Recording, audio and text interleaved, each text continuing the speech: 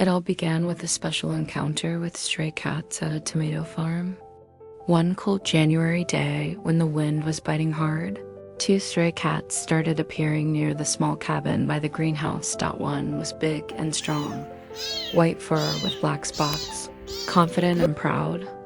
The other looked weak, with patchy brown fur and a tired face. It was winter, water had frozen, and food was scarce. Feeling sorry for them, I started leaving some food and water inside the cabin after the Lunar New Year holidays.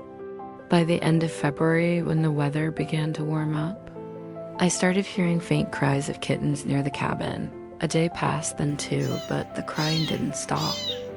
After about a week, the sound grew louder, nonstop, day and night. So I followed the sound, and there, under the container, was a tiny kitten trembling all alone. No other cats were around. The next day, I followed the crying again. Up near the container, inside a pile of old blankets, I found 4 tiny kittens standing in a row, crying with their mouths open like baby sparrows. The mother was gone and never came back. When I reached out my hand, most of them were scared. But one brave little kitten walked straight toward me without hesitation.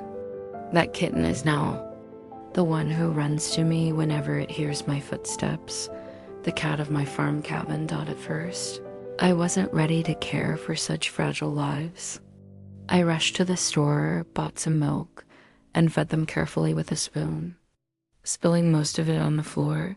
Later, I got baby bottles, switched to lactose-free milk, and soon after, even started feeding them kitten food.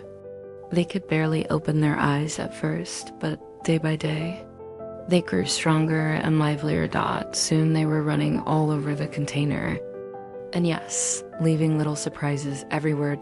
The one who covers well with sand, I named Hodu, walnut. The one who doesn't bother, Podo, grape. And together they became my little Dungo, the poop kitty duo. But the truth is, I wasn't in a place where I could keep cats. So I thought, once they grow a bit more, I'll let them return to nature.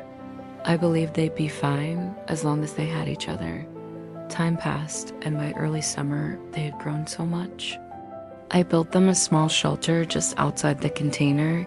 Even though it was inside the farm area, wild animals sometimes came through the cracks in the door. Still, for a few days, they seemed to be doing fine, always sticking close together. I thought, thank goodness they have each other. But just as I began to relax, something happened that made my heart sink. That story I'll tell you in the next episode.